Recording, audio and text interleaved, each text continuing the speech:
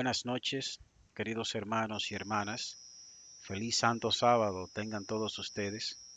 Sean una vez más bienvenidos a este canal, Restaurando el Carácter de Dios. En esta ocasión, como ya hemos venido presentando desde hace tiempo, un tema más referente a esta serie concerniente al carácter de Dios. El título que aparece en sus pantallas es Jehová mata y da vida. Es importante analizar esta expresión a la luz de la Biblia y a la luz de lo que encontramos en los libros del espíritu de profecía. Bien, para poder comprender entonces cómo se realizan estas cosas de parte de Jehová. Entonces Jehová mata y da vida. Antes de proceder a presentar este tema como de costumbre, hermanos, quiero que por favor nos acompañen en oración. Oremos. Bendito Dios y Padre nuestro, que estás en las alturas de los cielos, Señor, gracias por un sábado más en tu presencia. Gracias por la santa comunión con tu Santo Espíritu y tus ángeles, Señor. Gracias por la comunión con los hermanos. Perdona, oh Dios, nuestros pecados.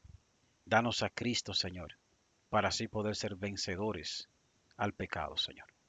Ayúdanos a comprender este tema y poder presentarlo también, Señor, con la humildad de Cristo. En el nombre de Jesús. Amén. Jehová mata y da vida. Hermanos, es una expresión que aparece en el libro de Samuel, segunda de Samuel, el capítulo 2, el verso 6. Dice, Jehová mata y él da vida. Él hace descender al Seol y hace subir. Otra expresión muy similar, o diría yo que sinónimo de esta expresión, aparece en el libro de Deuteronomio, el capítulo 32, el verso 39. Ved ahora que yo soy, y no hay dioses conmigo. Yo hago morir y yo hago vivir, yo hiero y yo sano, y no hay quien pueda librar de mi mano. Estas son dos expresiones que es importante que la analicemos a la luz de la Biblia, como ya he dicho, porque la Biblia lo dice, lo está diciendo, está presentando claramente aquí. El primer texto dice que Jehová mata y da vida. Entonces algunos se preguntarían, ¿cómo es entonces que andan predicando por allí creyendo, diciendo que Dios no mata si la Biblia lo dice?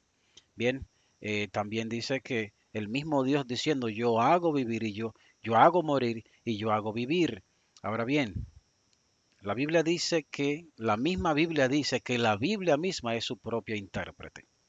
De manera que para interpretar la Biblia, yo no necesito traer mis prejuicios, mis conceptos concebidos concerniente al carácter de Dios y su palabra, ¿verdad? Para decir Dios es así, porque la misma Biblia me lo está aclarando.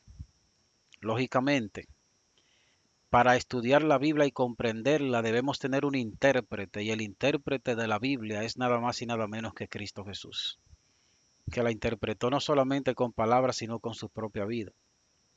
Y aparentemente, a primera vista, lo que vemos en estos dos textos contradicen el testimonio de Cristo, quien inspiró la misma palabra. Aparentemente, digo aparentemente porque no hay contradicción. Bien, entonces debemos analizar, hermanos, a la luz de la misma Biblia, la expresión Jehová mata y da vida. Ahora, si preguntáramos a cualquier persona, tal vez a cualquier persona que haya estudiado la Biblia, y le decimos, ¿usted cree que Cristo es la fuente de la vida? ¿Usted cree que Cristo es la vida? Diría sí. Pero si le preguntáramos, pues, ¿usted cree que Cristo también quita la vida, mata a las personas? También diría que sí, la Biblia lo dice. De manera que no es necesario abundar mucho en este tema y por el tiempo, ¿verdad? Que Cristo es la vida. Lo sabemos porque en Génesis, cuando el hombre fue formado de polvo de la tierra, ¿verdad? Cuando el muñeco de barro fue formado, no tenía vida.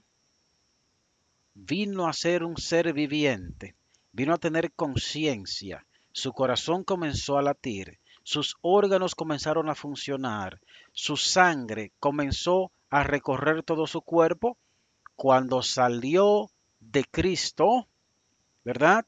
Aliento de vida que penetró por la nariz y fue Adán un ser viviente. De manera que el hombre era polvo de la tierra, ¿verdad? Pero cuando sale el aliento de vida de Cristo es que el hombre llega a tener vida. ¿Qué significa eso? Que Cristo es la vida, que Él es el origen de la vida, que Él es la fuente de la vida. Bien, entonces, por eso Cristo dice, yo soy el camino, la verdad y la vida. Ahora, la misma Biblia presenta que de una misma fuente no puede salir agua dulce y salada. Bien, no proviene de Dios la muerte. Ahora, ¿por qué la Biblia dice esto? Hay que analizarlo a la luz de la misma Biblia, es donde quiero llevar los hermanos. Entonces, sabemos que Cristo es la vida, el origen de la vida, Él es la fuente de la vida. Entonces analizaremos dentro de la misma palabra de Dios cómo es que Dios mata. Sabemos que da la vida, pero entonces cómo es que la quita. Bien, veremos cómo es, sabemos cómo es que la hace vivir, pero veremos cómo es que la hace morir.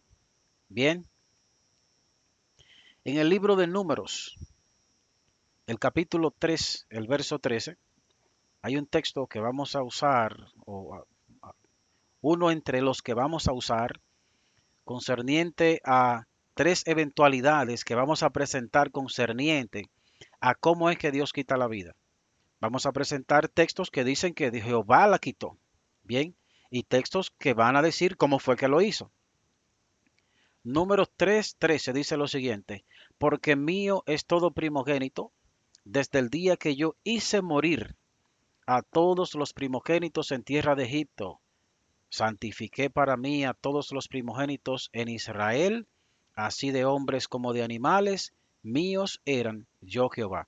Aquí dice la Biblia que Dios mismo está diciendo aquí, que Él hizo morir a todos los primogénitos de Egipto. Eso pudiéramos decir que es lo mismo que decir que Dios mató a los primogénitos de Egipto. Recuerden, hermanos, que no estamos diciendo, mira dónde lo dice, Él lo hace, no. La Biblia dice que Dios lo hace, pero también la Biblia nos enseña cómo es que Dios quita la vida, cómo es que Dios mata, cómo es que Dios hace morir. Bien, y la misma Biblia me dice a mí que los caminos de Dios, que la forma de ser de Dios, que la forma de actuar de Dios no es la misma forma de ser del hombre. Entonces, la misma Biblia me arrojará luz cómo es que Dios hizo morir a los primogénitos de Egipto. Bien, un texto que aparece en el libro Deseado de todas las gentes, la página 35, el párrafo 1 dice lo siguiente. Jehová obró en favor de su pueblo mediante señales y prodigios, y envió terribles juicios sobre el faraón. Por fin el ángel destructor recibió la orden de matar a los primogénitos de hombres y animales de entre los egipcios. A fin de que fuesen perdonados, los israelitas recibieron la indicación de rociar sus dinteles con la sangre de un cordero inmolado. Cada casa había de ser señalada, a fin de que cuando pasase el ángel en su misión de muerte, omitiera los hogares de los israelitas. Aquí se nos presenta que el ángel destructor recibió la orden de matar. Bien, es interesante saber que la Biblia nos presenta a Satanás, el Señor lo reprenda, como ese ángel destructor, Abadón y Apolión en el Apocalipsis. Pero la sierva del Señor también nos dice que Satanás es el destructor, pero que sus ángeles que ejecutan sus órdenes, las órdenes del enemigo, también son destructores por excelencia. Es su propósito destruir. Ahora, dice que este ángel recibe la orden de matar. Bien, aquí tal vez algunos pudieran decir, bueno, pero este lo que está presentando es que el enemigo y Dios trabajan de la mano y que el enemigo, Dios le dice al enemigo, ve y mata a los primogénitos de Faraón. ¿Salen esas palabras de la boca de Cristo? No lo creo. Otro texto que aparece en el libro El conflicto de los siglos, la página 34, el párrafo 1 dice lo siguiente: no podemos, no podemos saber cuánto debemos a Cristo por la paz y la protección de que disfrutamos. Es el poder restrictivo de Dios lo que impide que el hombre caiga completamente bajo el dominio de Satanás.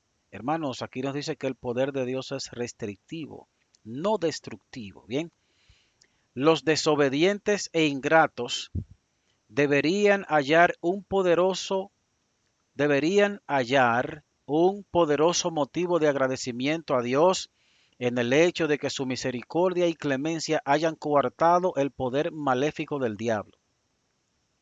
Pero cuando el hombre traspasa los límites de la paciencia divina, ya no cuenta con aquella protección que le libraba del mal. Hermano, escuche esto. Dios no asume nunca para con el pecador la actitud de un verdugo que ejecuta la sentencia contra la transgresión, sino que abandona a su propia suerte a los que rechazan su misericordia para que recojan los frutos que sembraron sus propias manos. Esta cita aparece en un libro muy leído por nosotros los adventistas, hermanos. Y justamente está comenzando a leer el libro en la página 34, párrafo 1, ahí mismo está. Así que yo les recomiendo que vaya y se lea todo el capítulo. Pero cuando usted llegue a esta parte que dice aquí, que Dios no asume nunca, no olvide la palabra nunca. Y no le busque contexto para contradecir lo que quiere decir, para contradecir lo que dice el texto, hermanos. Porque la palabra nunca es totalitaria. Totalitaria quiere decir que Dios nunca obra de esa forma. Ahora, ¿qué es lo que dice esa parte del texto? Dice que Dios no asume nunca, hermanos, nunca, para con el pecador la actitud de un verdugo que ejecuta la sentencia contra la transgresión. Aquí me está diciendo que está reconociendo el texto que sí existe una sentencia para la transgresión. Que todo aquel que peca siembra para la carne y de la carne cosechará corrupción. Bien, pero si siembra para el espíritu, del espíritu cosechará vida eterna. Entonces, hermanos, existe una sentencia del pecado, por el pecado. Pero el texto me está diciendo aquí que esa sentencia, sea cual sea enfermedad, sea destrucción en la familia, sea separación entre los matrimonios, sea tristeza, sea llanto, sea dolor, sea la muerte, nunca es ejecutada por Dios. Y si no es ejecutada por Dios, la sentencia del pecado no es ejecutada, mucho menos por Cristo Jesús. Y si no es ejecutada ni por el Padre ni por el Hijo, tampoco es ejecutada por los ángeles del cielo que ejecutan las órdenes del Padre y del Hijo. Y si no es ejecutada ni por el Padre, ni por el Hijo, ni por sus ángeles, mucho menos será ejecutada por su pueblo, porque el Hijo morará en su pueblo. Y dice aquí, hermano, que Dios nunca ejecuta la sentencia. ¿Y cómo es que lo hace? Dice aquí que lo que hace es que abandona a su propia suerte a los que rechazan su misericordia, para que recojan los frutos que sembraron sus propias manos. Ahora, Dios no abandona a una persona con el deseo en su corazón, con el deseo en sí de que el hombre perezca. Dios no abandona a una persona y después le dice, ve, dile, huye, dile al enemigo que lo destruya, que le mande las enfermedades.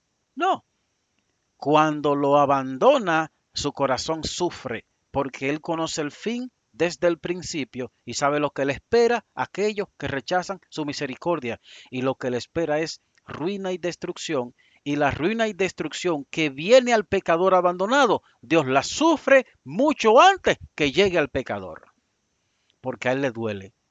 Dirían tal vez, pero oye lo que está diciendo, cuando el pueblo de Israel rechazó a Cristo. Cristo dijo, Jerusalén, Jerusalén, que matas a los profetas y apedreas a los que te son enviados.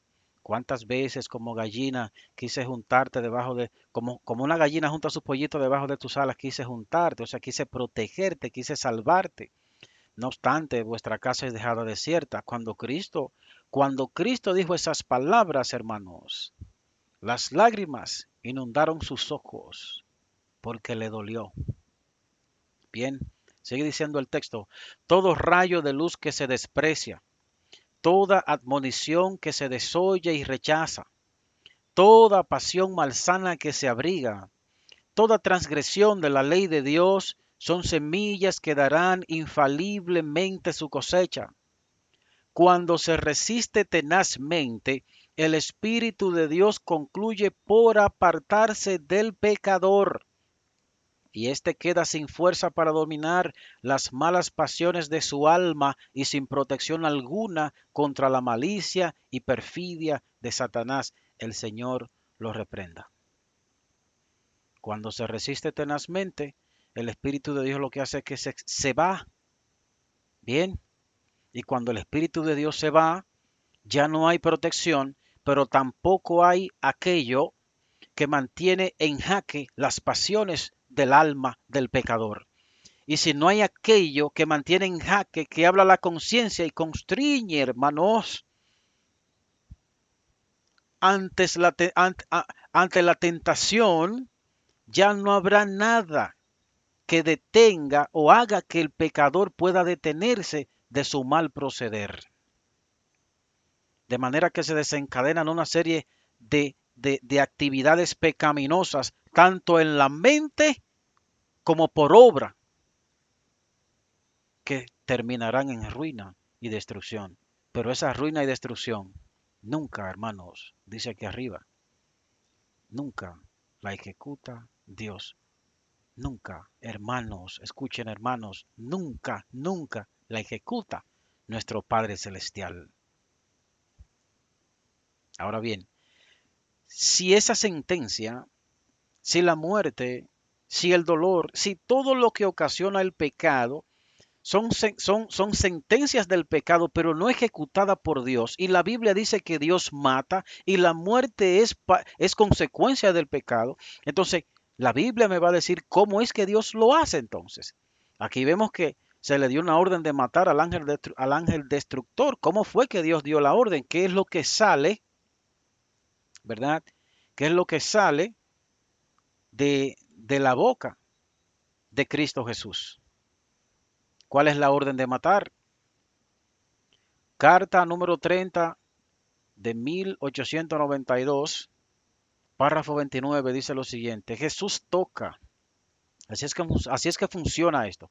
Jesús toca, le abrirás la puerta, se verá obligado a escribir sobre el dintel de la puerta en lugar de la sangre que limpia de todo pecado, la frase que te deja el poder de los ángeles destructores. ¿Cuál es la frase? La frase es, está unido a sus ídolos, a su ídolo, a sus ídolos, ángeles guardianes, déjenlo solo. Jesús toca, está a la puerta y llama. En la persona de su espíritu toca. Pero si le rechazamos tenazmente, entonces Cristo se ve obligado por el mismo pecador a dejar a la persona sola. Y cuando lo deja sola, lógicamente el ángel que protege, Cristo tiene que darle la orden, ángel guardián, él está unido a sus ídolos, déjalo solo. Y cuando lo deja solo, entonces el pecador cosecha lo que sembró. Como sembró para la carne, aquí viene la corrupción, la ruina y la muerte. Pero esa corrupción, ruina y muerte nunca es ejecutada por Dios, ni por el Hijo, ni por sus ángeles. Libro Patriarcas y Profetas sobre la misma eventualidad de la muerte de los primogénitos.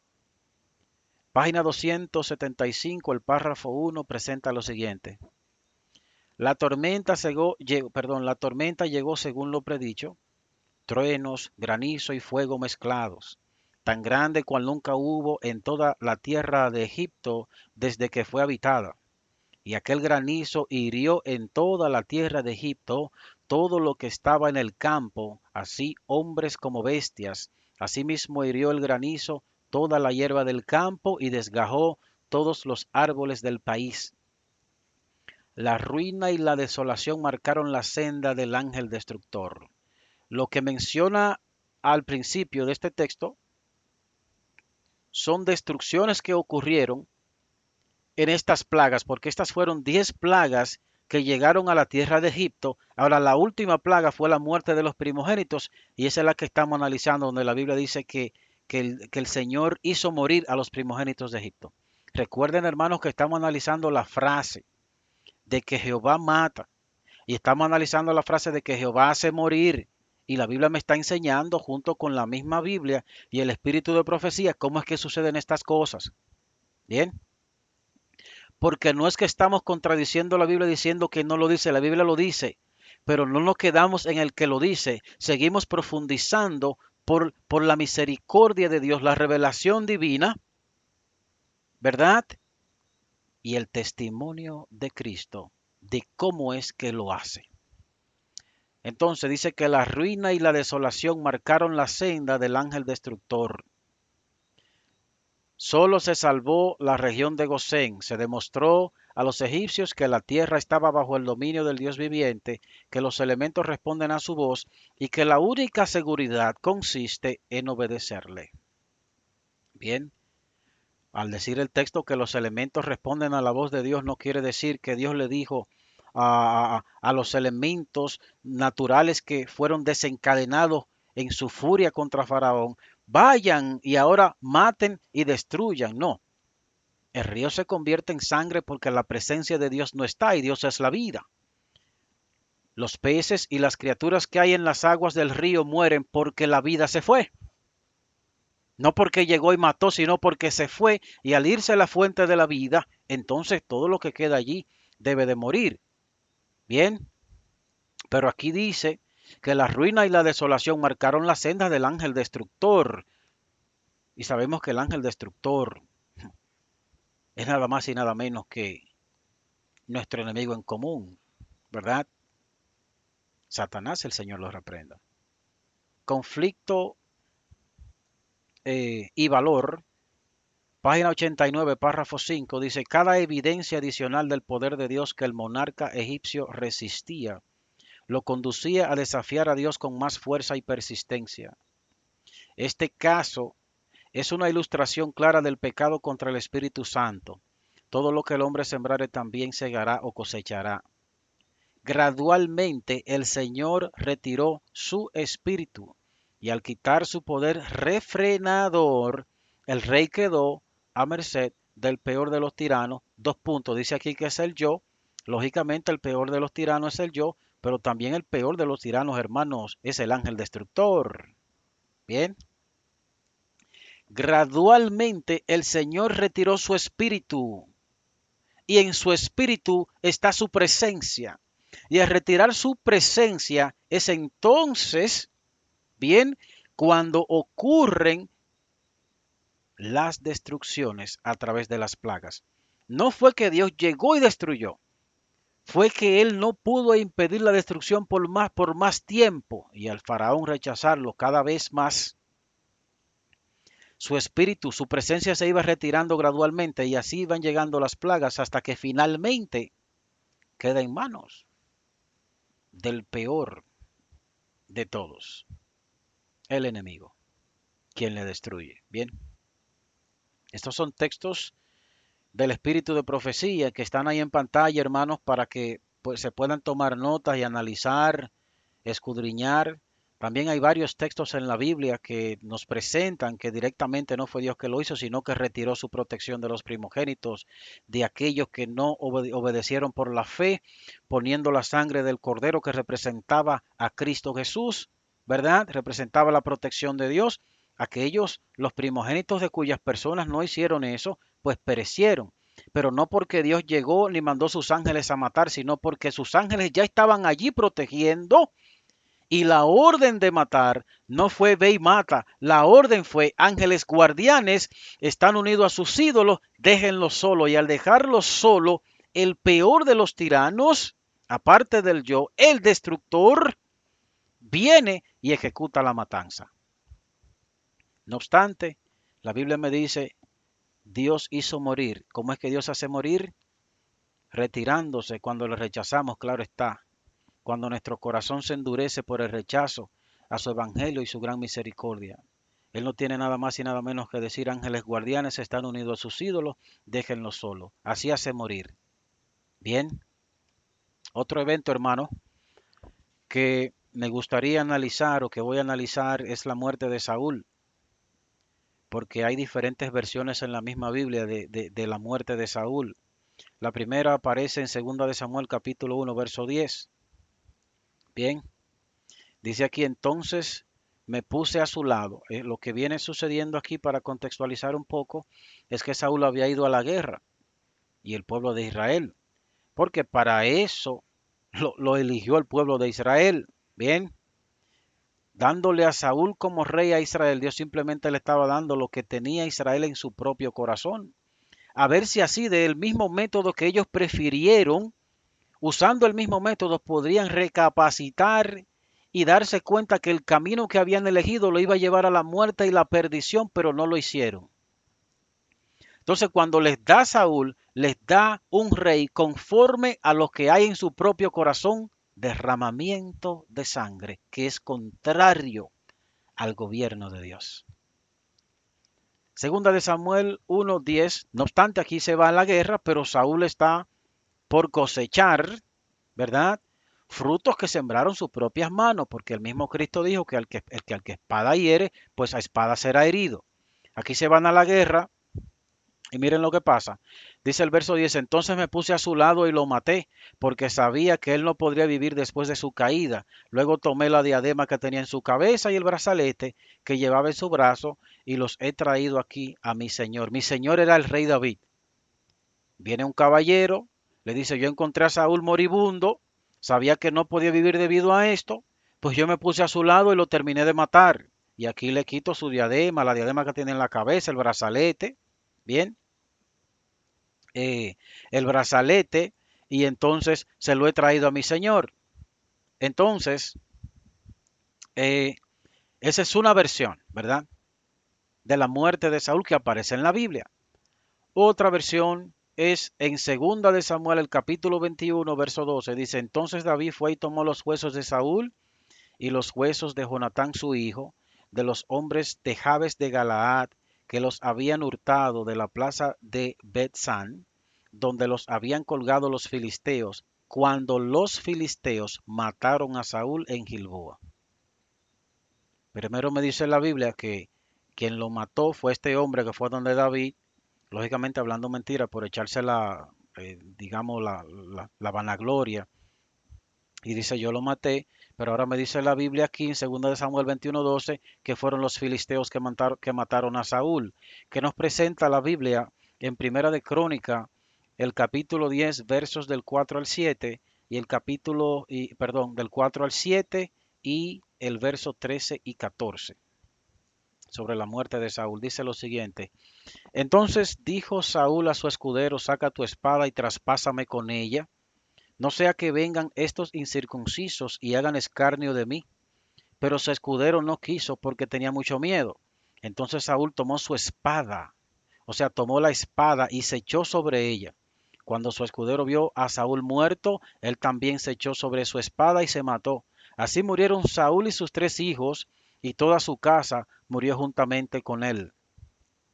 Aquí nos presenta en la Biblia que Saúl había sido herido, pero que al verse herido, para, para que los enemigos, sus enemigos con quien estaba guerreando, no hicieran escarnio de él y se burlaran. Bueno, matamos al rey, matamos a este gran guerrero, ¿verdad?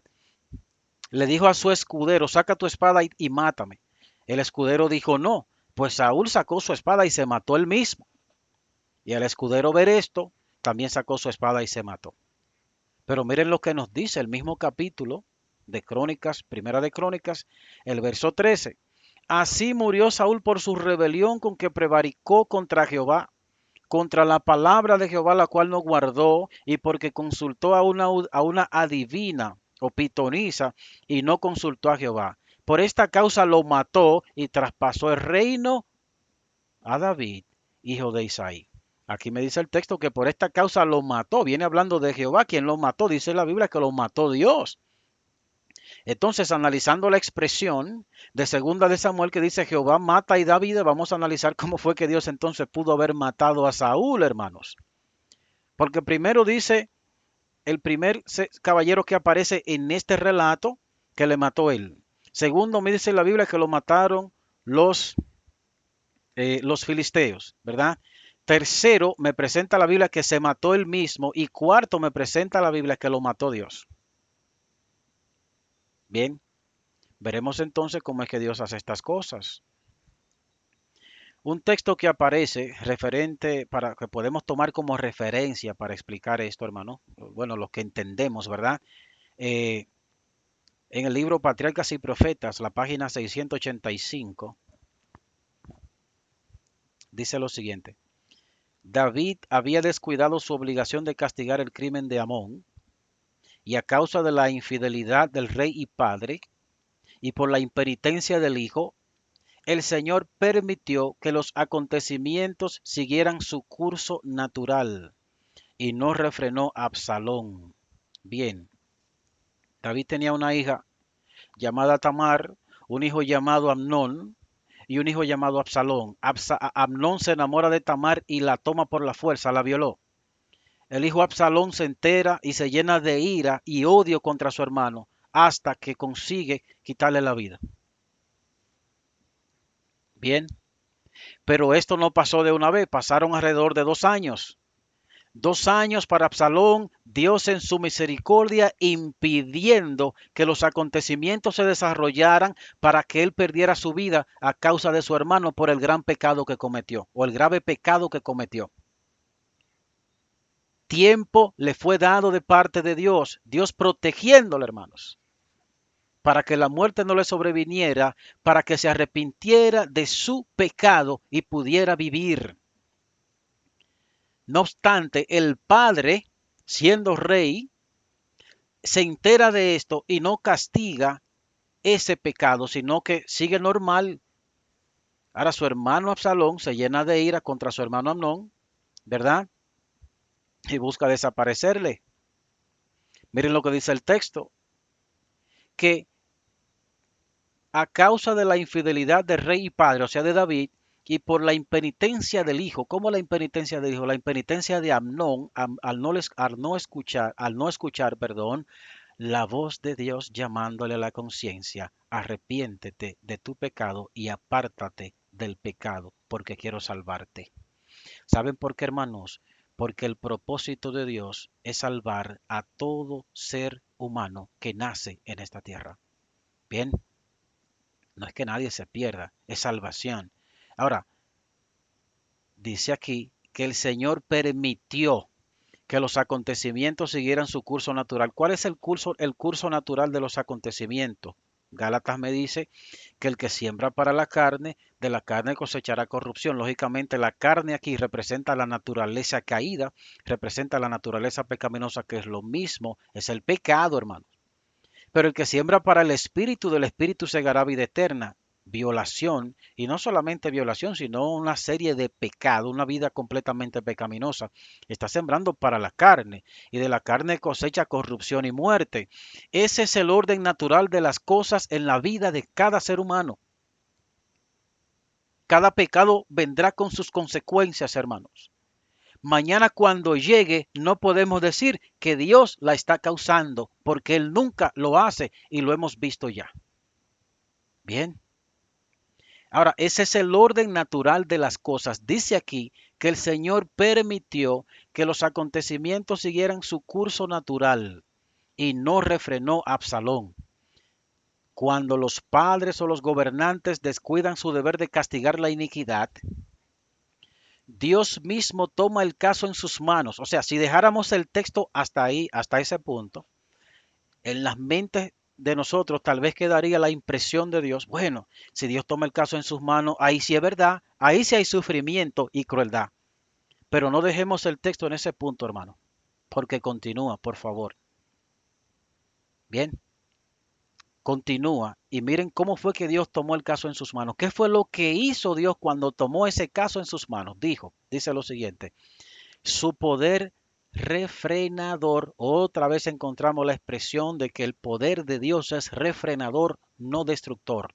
Dice, su poder refrenador se desvía hasta cierta medida de los instrumentos del mal, de modo que se produzca una serie de circunstancias que castigue el pecado con el pecado.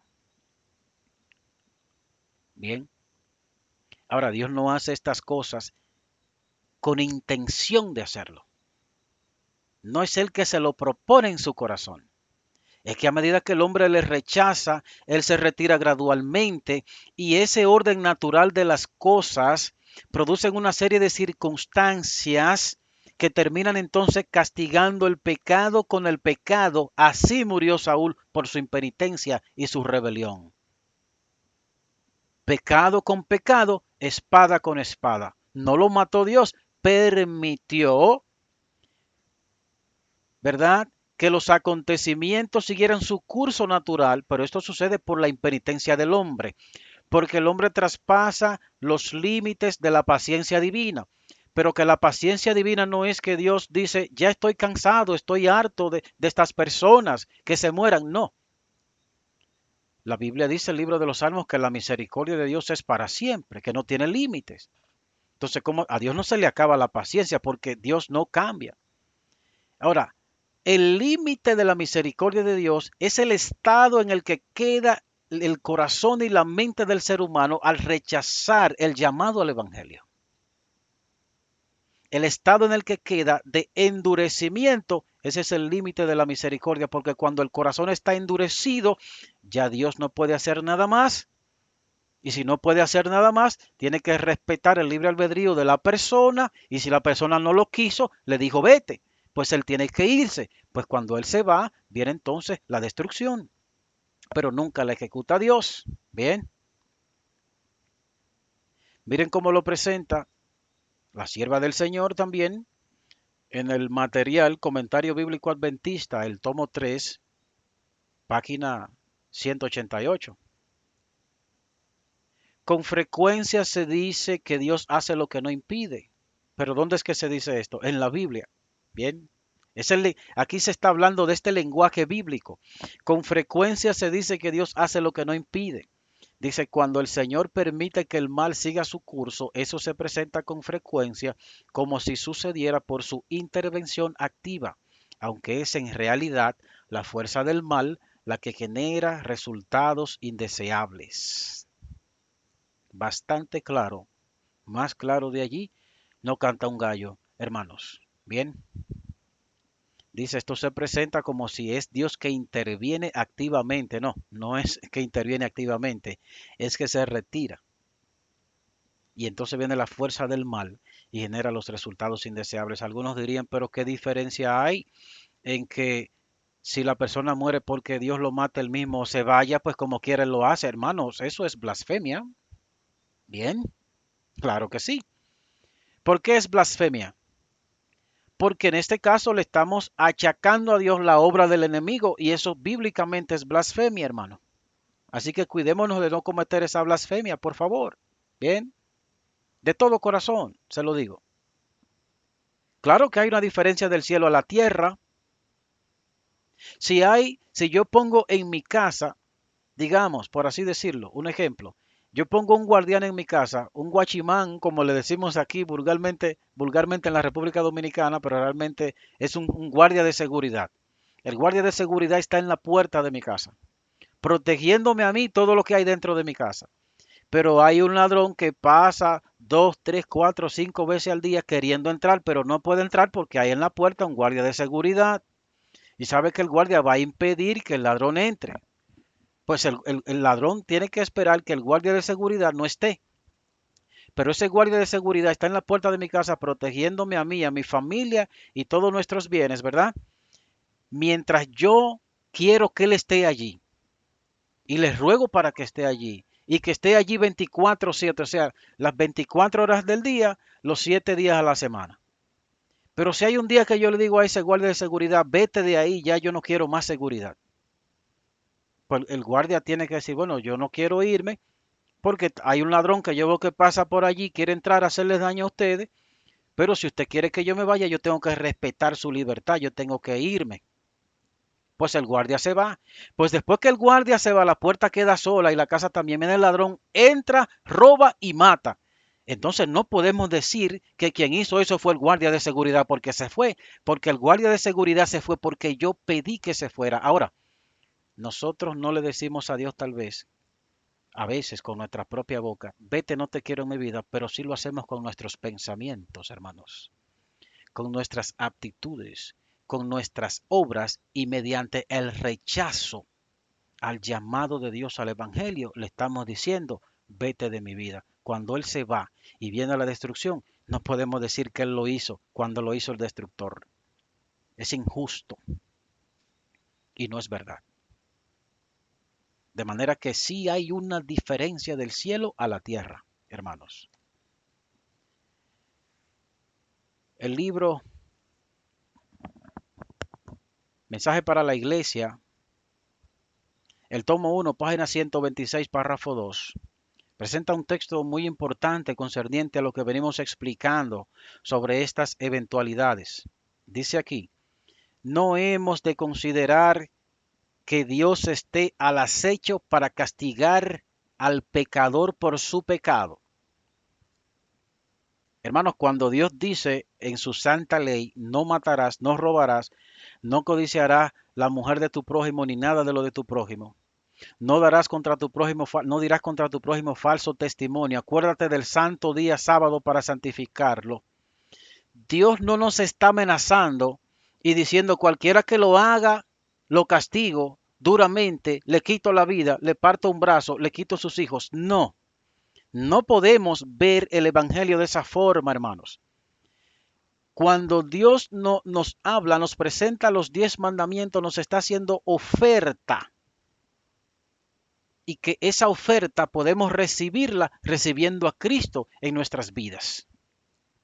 No es esforzándonos a nosotros mismos por guardar la ley de Dios, es recibiendo a Cristo en el corazón y como resultado de la unión de Cristo en nosotros, entonces seremos obedientes a todos sus mandamientos. Por eso es que entonces se dice no matarás, porque ese no matarás viene después de recibir a Cristo. Noten ustedes que no dice no mates. No son amenazas, es una oferta, hermanos. Ahora, cuando lo vemos como una amenaza, entonces consideramos a Dios como que siempre está al acecho para castigarnos. Bien, por eso dice el texto, no hemos de considerar que Dios esté al acecho para castigar al pecador por su pecado. El pecador acarrea el castigo sobre sí mismo. Sus propias acciones ponen en marcha una serie de mecanismos que determinarán ineludiblemente unos resultados. Cada acto de transgresión repercute sobre el pecador, obra en él un cambio de carácter y le hace más fácil transgredir otra vez. Eligiendo pecar, hermanos, miren, eligiendo pecar, los seres humanos se separan de Dios y se apartan del canal de bendiciones y el seguro resultado es la ruina y la muerte. ¿Cómo es que viene la ruina y la muerte? Primero se elige pecar y ese pecado hace separación entre Dios y el hombre. Eso es lo que, así es que me lo presenta la Biblia. Y al hacer separación entre Dios y el hombre, o sea, Dios retira su espíritu de forma gradual, pues el hombre entra en ruina, recibe la ruina y la muerte. Bien, pero la ruina y la muerte vienen como consecuencia de sus propias acciones, que si son pecaminosas, dice el texto, que ponen en marcha una serie de mecanismos que determinarán ineludiblemente unos resultados. Hermano, cada transgresión de la ley de Dios tiene una cosecha segura. Bien, entonces así murió Saúl, así es que Dios mató los primogénitos, hizo morir los primogénitos de Egipto, al ellos rechazarle, se va y se va la protección. Saúl, al elegir su vida pecaminosa, cosechó lo que sembró. Dios lo que hizo fue que permitió pero tampoco, como repito, no lo permitió con esos eventos en su corazón y contento porque así sucedería. Lo permite con dolor y lo tiene que permitir porque eso es lo que el hombre le pide con sus acciones y sus pensamientos. Bien, y así es que mata. De manera que el matar de Dios no es el matar del hombre, porque el hombre en su ira viene y mata con sus propias manos. Dios en su ira se aleja y es porque el hombre se lo pide. Hay una gran diferencia, hermanos. Mucha. Bien. Otro evento y el último que vamos a analizar en este estudio, ah, segunda de Samuel, capítulo 6, versos 6 y 7. Estaban transportando el arca del pacto, el arca de Jehová, en donde estaban los 10 mandamientos, que justamente representan el carácter de Dios, donde hay uno que dice no matarás exclusivamente. Bien, había los bueyes en donde se estaban transportando el arca como que tropezaron y el arca se iba a caer de donde estaba. Pero hubo un señor llamado Usa. Dice que cuando llegaron a la era de Nacón, Usa extendió su mano al arca de Dios y la sostuvo, porque los bueyes tropezaban. Dice el verso 7, y el furor de Jehová se encendió contra Usa y lo hirió allí Dios por aquella temeridad. Y cayó allí muerto junto al arca de Dios. Bueno, de acuerdo a lo que presenta el texto, dice el texto que Dios mismo hirió a Usa y que lo mató. Bien, ahora, la palabra que aparece aquí en rojo, que la puse en rojo yo expresamente, es para resaltarla, porque recordemos que un texto tiene que explicar otro, hermanos. Furor e ira es lo mismo. Bien, dice aquí el verso 7 que el furor de Jehová se encendió contra Usa y lo hirió Dios allí por aquella temeridad y cayó allí muerto junto al arca de Dios. Ahora, ¿qué pasa cuando Dios se aira? ¿Se aira Dios como se aira el hombre? Bueno, la misma Biblia me dice en Santiago que la justicia del hombre no obra la justicia de Dios. O sea, la ira del hombre no obra la justicia de Dios. Bien, entonces, ¿qué nos presenta la Biblia? En algunas otras ocasiones donde el furor de Jehová se encendió, ¿qué pasó? Bien, en el libro de Deuteronomio, el capítulo 31, versos 16 y 17, dice lo siguiente. Y Jehová dijo a Moisés, he aquí tú vas a dormir con tus padres, y este pueblo se levantará y fornicará tras los dioses ajenos de la tierra a donde va para estar en medio de ella, y me dejará. E invalidará mi pacto que he concertado con él. Y se encenderá mi furor contra él en aquel día, y los abandonaré. Y esconderé de ellos mi rostro, y serán consumidos. Y vendrán sobre ellos muchos males y angustias, y dirán en aquel día, ¿no me han venido estos males porque no está Jehová en medio nuestro? Bien, entonces dice que vendrán sobre ellos muchos males y angustias. Algo que me llamó la atención es que Saúl, en 2 de Samuel 1:19, cuando estaba a punto de morir, dice la Biblia que él dijo, él me volvió a decir, te ruego, te pongas sobre mí y me mates porque se ha apoderado de mí la angustia, pues mi vida está aún toda en mí. Ahora, según lo que presenta Deuteronomio 31, 16 al 17, o el verso 17, dice aquí que el pueblo de Dios, Dios le está diciendo, este pueblo invalidará mi pacto que he concertado con él, y al invalidar mi pacto, primero dice que se irá tras otros dioses, o sea que abandonarían a Dios en idolatría. Invalidará el pacto y entonces la ira de Dios o el furor de Dios se encenderá contra el pueblo y los abandonará y esconderá de ellos el rostro. Y entonces al abandonarlo y el esconder su rostro, dice aquí que entonces serán consumidos y que le vendrán muchos males y angustias. O sea, los males y la angustia vienen sobre los seres humanos cuando Dios los abandona. ¿Pero por qué los abandona? El texto es completo. Cuando ellos, hermanos, no quieren a Dios en su vida por la idolatría, por su vida pecaminosa, por el rechazo a la salvación. Dios tiene que respetar su libre albedrío. Y cuando ellos lo sacan de su vida endureciendo su corazón, Dios tiene que irse. Entonces dice que al abandonarlo, en su ira, Dios abandona. El hombre en su ira viene, mata y derrama sangre. Dios en su ira se va. Y al irse hay un enemigo al acecho que quiere destruirnos, viene y nos destruye. Pero también hay consecuencias pecaminosas que nos acechan.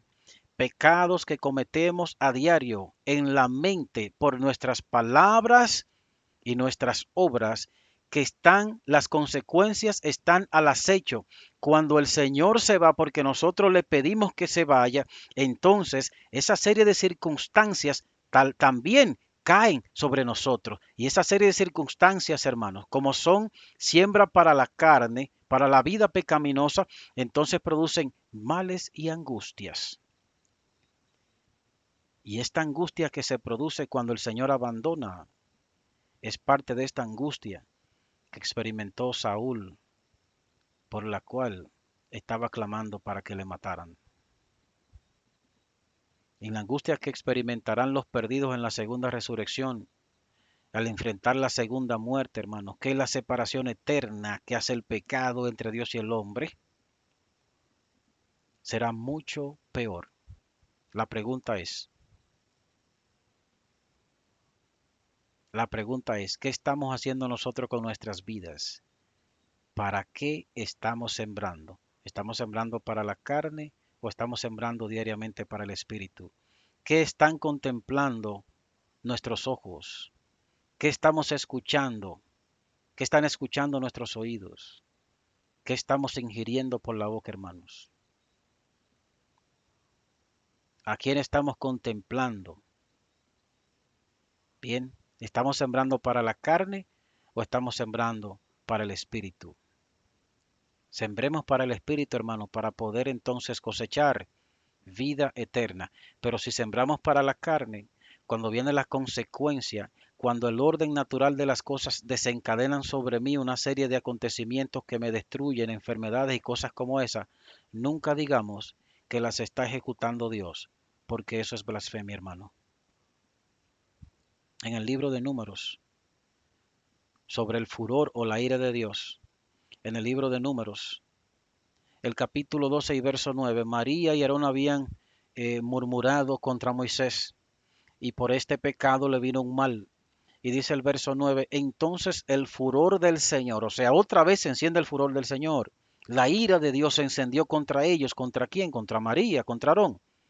Dice, el furor del Señor o la ira de Dios se encendió contra ellos y se fue. Bien, Deuteronomio 31 me dice que cuando su ira se enciende, él abandona. Números 12 me dice que en su ira es lo que hace que se va. Y el verso 10 dice que cuando la nube se apartó de encima del tabernáculo, he aquí que María quedó leprosa, blanca como la nieve. Aarón se volvió hacia María y he aquí que estaba leprosa. El texto me está presentando, como mismo me viene presentando el texto de Deuteronomio 31, 16 y 17, que la angustia y los males vienen cuando Dios se va. La misma secuencia en Números 12, 9 y 10 me dice que la lepra de María, el cual en aquel entonces vendría a ser una enfermedad hoy como digamos el cáncer, bien, por así, para que se pueda comprender un poco mejor, la lepra de María vino después que la nube se apartó del tabernáculo y la nube representaba la presencia de Dios. La nube representaba la protección de Dios. Al apartarse del tabernáculo, María quedó leprosa. O sea que mientras la nube estuvo allí, la lepra no llegó. ¿Saben por qué, hermanos? Porque en presencia de Dios no hay enfermedades. Porque en presencia de Dios no está la muerte. Porque la muerte y las enfermedades huyen ante la presencia de aquel que es la vida. ¿Cómo decir que Él es la muerte? No, jamás. Ay, pero la Biblia dice que Él mata. Eso es lo que hemos venido presentando, hermanos. Dice que mata, pero dice cómo lo hace. Bien, ese es el punto. Bien, hay muchos eventos en la Biblia donde dice que sí lo hace, específicamente en el Antiguo Testamento, pero es lo que hemos venido presentando. Mi mayor deseo es que podamos comprender, no decir sí o no debido a las palabras mías, sino estudiar los eventos por nosotros mismos bajo oración y que el Señor nos ayude a poder comprender mejor su carácter, porque de la comprensión correcta del carácter de Dios, hermanos, depende nuestra salvación, porque esto es de vida o muerte. Bien, ahora bien, hay un texto que aparece en el libro Deseado de todas las gentes, la página 12, perdón, la página 712 y el párrafo 4, que puedo utilizarlo, ¿verdad? Para entender más o menos qué pudo haber pasado con Usa, este caballero que extendió su mano para tocar el arca para que no se cayera, pero al tocar el arca murió. Y no solamente se le puede aplicar a Usa, sino también a Herodes Antipas II, que dice la Biblia que el ángel lo hirió y cayó muerto, lleno de gusanos. También a Ananías y Zafira. Bien, Dios enciende su ira y la persona muere. ¿Pero por qué muere? Porque Dios en su ira viene y lo toca y lo mata. Según lo que hemos venido estudiando en estos dos últimos textos anteriores, los males y las angustias, la lepra y hasta la muerte viene cuando Dios se va. Miren cómo lo presenta la sierva del Señor en este texto. Esto no es un acto de fuerza arbitraria de parte de Dios. ¿Qué es lo que no es un acto de fuerza arbitraria de parte de Dios? La muerte de estas personas, la muerte de Usa, hermanos. Bien, esto no es un acto de fuerza arbitraria de parte de Dios. Lo que está diciendo esa partecita del texto es que no es Dios quien lo toca y lo mata con sus propias manos. Bien, dice, los que rechazaron su misericordia ciegan lo que sembraron, o sea, cosechan lo que sembraron. Dios es la fuente de la vida. Y cuando uno elige el servicio del pecado, se separa de Dios y se separa así de la vida. Dice entonces el texto, queda privado de la vida de Dios. Cristo dice, todos los que me aborrecen aman la muerte, hermanos. Esto es lo que sucede, nada más. Esto sí está en consonancia con lo que Cristo nos enseñó del Padre. Esto sí está en consonancia con la vida de Cristo. Esto sí está en consonancia con sus palabras, porque Cristo es el intérprete, mis hermanos. De mi parte, es todo con este tema. Repito, mi gran deseo es que podamos estudiar y comprender estas cosas. Así lo creo yo, así lo estudié, lo creo, confirmado en la creencia, y así lo creeré para siempre. Mi Dios no es un Dios de dañar, de matar, ni de destruir. Al Dios a quien le sirvo es un Dios de bendiciones, misericordia y amor. Con esto no estoy diciendo que el pecado no tenga consecuencias. Lo que estoy diciendo es que las consecuencias del pecado no la ejecuta Dios, hermanos. Bien, hermanos, que el Señor nos bendiga y que Dios pueda ayudarnos a poder seguir comprendiendo su voluntad, su palabra, y que sobre todo podamos contemplar ese carácter de amor misericordioso y que por medio de la ley de la contemplación nosotros podamos ser transformados por el Espíritu de Dios, hermano, a la misma imagen de aquel que nos creó. Que Dios nos bendiga y Dios nos ayude. Feliz Santo Sábado.